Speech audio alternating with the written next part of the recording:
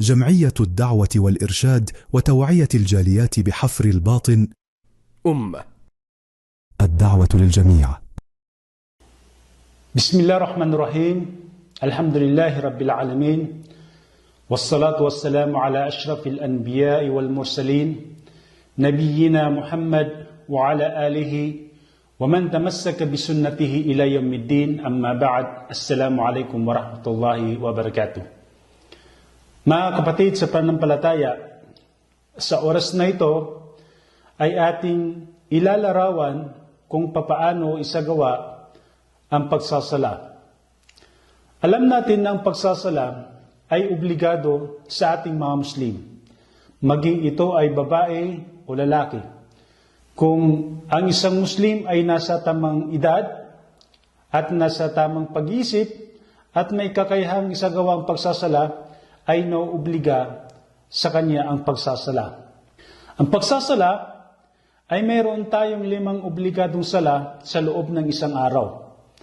Ang mga sala na ito ay ang Salatul Fajr, Salatul Dhuhr, Salatul Asr, Salatul Maghrib, at Salatul Isha. At ang mga nabanggit nating sala ay mayroong binubuong raka'a. Ang Fajr ay binubuo ng 2 raka'a. Ang Dhuhr ay binubuo ng 4 na raka'a. Ang Asr ay binubuo ng 4 na raka'a. Ang Maghrib ay binubuo ng 3 raka'a. Ang Isha ay binubuo ng 4 na raka'a. Ang obligadong 5 sala sa loob ng isang araw ay may mga nakatagdang oras din ito na kung saan doon natin isasagawa. Ang Fajr halimbawa ay isasagawa natin ang pagsasala sa madaling araw. Ang Dhuhr ay sa tanghali. Ang Asr ay sa hapon. Ang Maghrib kapag lumubog ang araw. Ang Isha ay sa gabi. At bago mag-umpisa ng sala, ay kabilang sa sunnah ni Propeta Muhammad sallallahu alaihi wasallam ay naglalagay ng tinatawag na sutra. So hanggat maaari, bago tayo magsala ay maglagay tayo ng sutra o ito ay ang pangharang. Upang sa ganun ay hindi tayo nadadaanan ng mga tao. At ilalagay natin ito sa harapan na kung saan tayo nagsusujud. At pagkatapos ay hanapin natin ang qibla o ito ang ating direksyon kung saan tayo haharap kapag tayo ay magsasala. Ang qibla, ito ay ang Kaaba. Yan ang qibla natin. Ang Kaaba ay nasa Masjidil Haram sa Makkatul Mukarramah. At kapag nahanap natin ang qibla, tumindig tayo ng tuwid at iharap natin ang ating buong katawan nang walang paglilihis doon sa qibla. At pagkatapos, habang nakatayo, ay magkaroon ng niya o layunin kung ano ang isasagawang sala. Ito ba ay Fajr o Dhuhr o di kaya ay Asr o di kaya Maghrib o di kaya ay Isha. At pagkatapos magkaroon ng niya, ay magsagawa ng Takbiratul Ihram. Bigkasin ng Allahu Akbar habang itinataas ng kamay ng pantay sa balikat o tainga ng mga kamay. So, itataas natin ang ating kamay, ito ang Takbiratul Ihram. Tatas natin ang ating 2 kamay, maaaring sa tapat ng ating balikat at maaari naman sa ating tainga. At sasabihin natin yung Allahu Akbar at pagkatapos ay ilalagay natin ang ating kamay sa dibdib. Ang ating kanang kamay ay nasa ibabaw at ang kaliwang kamay naman ay nasa ilalim. At kapag nag-umpisa na tayo, kapag nakapag-start na tayo sa Takbiratul Ihram, ay hindi na maaaring palingon-lingon pa tayo. Ang ating tinitingnan, ang ating mata natin ay tumitingin doon sa kung saan tumatama ang ating noo. So doon tayo nakatingin. So habang nakaganito, ay bigkasin ang tinatawag na dua istiftah, Subhanakallahumma wa bihamdika, wa tabarakasmuka, wa ta'ala jadduk, wala ilaha ghayruk. At pagkatapos isunod ang isti'ada. A'udhu billahi minash shaitanir rajim. At pagkatapos, isunod ang Suratul Fatiha. Bismillahirrahmanirrahim. Alhamdulillahi Rabbil Alamin. Ar-Rahmanir-Rahim. Maliki Yawmiddin. Iyaka na'budu wa iyaka nasta'in. Ihdinas siratal mustaqim. Siratal ladina an'amta alaihim. Ghairil maghdubi alaihim waladdallin. Amin. At pagkatapos, sundan ito ng ibang sura na kabisado mo at yung madali sa iyo. Halimbawa, Suratul Ikhlas, Bismillahirrahmanirrahim, Qul huwallahu ahad, Allahus samad, lam yalid wa lam yulad, wa lam yakul lahu kufuwan ahad. At pagkatapos niyan ay magsagawa ng ruku o pagyuko. So, magsasabi ng Allahu Akbar habang itinataas ng pantay sa balikat o tainga ang mga bukas na kamay at saka iyuko ang ulo kasama ang katawan at ilagay ang tuhod ang mga kamay na nakabuka ang mga daliri at bigkasin ng Subhana Rabbil Azim ng 3 beses. So ganito yan. Pagkatapos natin mabasa yon, magsasagawa tayo ng ruko, sasabihin natin, itatas natin ang ating kamay, sasabihin Allahu Akbar at yuyuko. Habang nakayuko, bibigkasin natin yung Subhana Rabbil Azim, Subhana Rabbil Azim, Subhana Rabbil Azim ng 3 beses. At pagkatapos nun, bumalik sa pagkatayo. So, itataas ang 2 kamay habang binabangon ng ulo at katawan mula sa pagkayuko. So, mula doon, pag nabasa mo yung binabasa doon, babangon ka. Itataas ang kamay at Sami Allahu liman hamida. Nailagay mo na yung kamay mo ulit sa dibdib at bibigkasin yung Rabbana walakal hamd. So kapag katapos niyan, ay magsasagawa ka na naman ng sujud o patirapa. So sasabihin mo yung Allahu Akbar at magpapatirapa ka. Sabihin mo Allahu Akbar tapos magpapatirapa.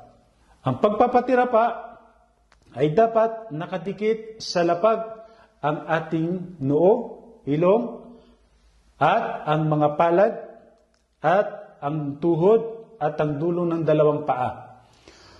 Habang nakapatira pa o nakasujud, babasahin natin, bibigkasin natin yung Subhana Rabbil A'la, Subhana Rabbil A'la, Subhana Rabbil A'la ng 3 beses. At pagkatapos ay babangon, sasabihin niya yung Allahu Akbar at umupo. At kapag nakaupo, babasahin niya yung Rabbik firli, warhamni, wahdini, warzukni, wajburni, wa'afini. Pagkatapos, ay muli siya magpapatira pa at magsasabi siyang Allahu Akbar. Nakayuko na naman siya at bibigkasin niya ulit yung Subhana Rabbil A'la, Subhana Rabbil A'la, Subhana Rabbil A'la 3 beses. At pagkatapos mula doon sa sujud, ay magsasabi siya ng Allahu Akbar habang tumatayo siya. Allahu Akbar. Nakatayo na siya. Ito yung tinatawag na pangalawang raka. So ang ginawa natin mula dun sa pagtayo hanggang sa yumuko, tumayo ulit, pagkatapos nagpatira pa at umupo at nagpatira pa ulit, yun ang isang tinatawag na raka, isang raka. Ngayon, nasa pangalawang raka na, nakatayo siya at ilalagay niya ulit ang kanyang kamay sa kanyang dibdib. At dito, gagawin natin katulad ng ginawa natin doon sa unang raka'a, yung binasa natin doon. Ang hindi lang natin babasahin, yung istifta, isti'ada. Pagka ganito ng posisyon, sa pangalawang raka'a, babasahin natin yung Suratul Fatiha. Bismillahirrahmanirrahim. Alhamdulillahi Rabbil Alamin. Ar-Rahmanir-Rahim. Maliki Yawmiddin. Iyaka na'budu wa iyaka nasta'in. Ihdinas siratal mustaqim. Siratal ladina an'amta alaihim ghairil maghdubi alaihim waladdallin. Amin. Pagkatapos ay sundan ito ng ibang sura. Pagkatapos ng ibang sura ay magsagawa tayo ulit ng ruko o yuko. So, itataas ang ating kamay, Allahu Akbar at yuyuko. Bibigkasin niya ulit yung Subhana Rabbil Azim, Subhan Rabbiyal Azim, Subhan Rabbiyal Azim. 3 beses. Habang nakayuko, babangon siya, tatas niyang kanyang kamay, sasabihin niya, Sami Allahu liman hamida. Ilagay niya ulit ang kanyang kamay sa dibdib, at bibigkasin niya, Rabbana walakal hamd. At pagkatapos, sasabihin niya yung Allahu Akbar, at magpapatira pa, Allahu Akbar. At bibigkasin niya yung Subhana Rabbiyal A'la, Subhana Rabbiyal A'la, Subhana Rabbiyal A'la. At pagkatapos, sasabihin niya, Allahu Akbar, at uupo. Pag nakaupo na naman, babasahin na naman niya yung binabasa dito, Rabbighfirli warhamni wahdini warzuqni wajburni wa'afini. At pagkatapos, ay sujud ulit, Allahu Akbar, at babasahin niya yung Subhana Rabbiyal A'la, Subhana Rabbiyal A'la, Subhana Rabbiyal A'la. At pagkatapos, uupo siya. Ito yung pangalawang rakaat. Uupo. At dito sa pag-upo niya, uupo siya sa tinatawag na iftirash. Ilalagay natin yung itsura ng kung paano umupo ng iftirash. At dito sa pag-upo niya, habang nakupo siya ng iftirash, pangalawang rakaat na to, ay magtuturo siya. Ituturo niya ang kanyang kanan kamay. At dito, babasahin niya yung tasyahud. Kaya itong sa pangalawang raka'a, tinatawag natin itong unang tasyahud. So babasahin niya yung unang tasyahud habang siya ay nakaturo ang kanyang daliri, itong kanan kamay. Bibigkasin niya yung at-tahiyatu lillah, wassalawat, wattayyibat, assalamu alayka ayyuhan nabiyyu wa rahmatullahi wa barakatuh. Assalamu alayna wa ala ibadillahi salihin. Asyhadu an la ilaha illallah wa asyhadu anna Muhammadan abduhu wa rasuluh. Pagkatapos niyan, lalagyan niya ang kanyang kamay ulit at tatayo siya. Sasabihin niya yung Allahu Akbar. At itatas niya ang kanyang kamay at ilalagay niya sa kanyang dibdib. Allahu Akbar. At dito, pangatlong rak'ah na tayo. So habang nakaposisyon siya ng ganito, bibigkasin niya yung suratul Fatiha. Bismillahirrahmanirrahim. Alhamdulillahi Rabbil Alamin. Ar-Rahmanirrahim. Maliki yawmiddin. Iyaka na'budu wa iyaka nasta'in. Ihdinas siratal mustaqim. Siratal ladina an'amta alaihim. Ghairil maghdubi alaihim waladdallin. Amin.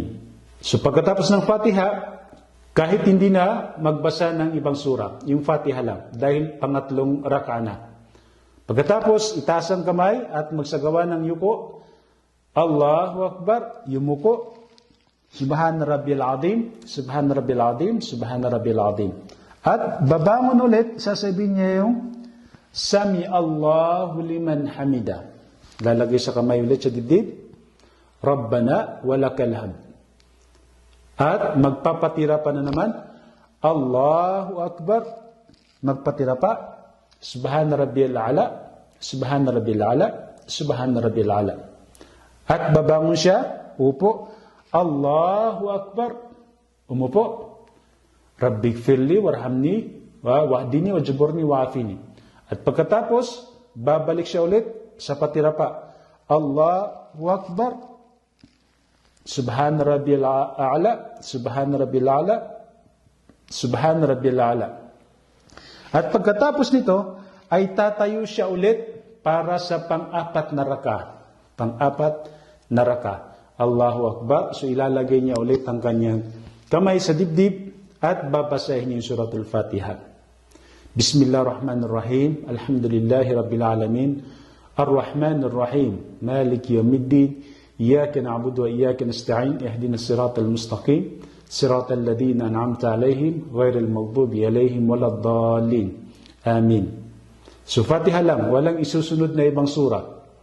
Pagkatapos ay yumuko, taas ang kamay, Allahu Akbar, yumuko, Subhana Rabbiyal Azim, Subhana Rabbiyal Azim, Subhana Rabbiyal Azim.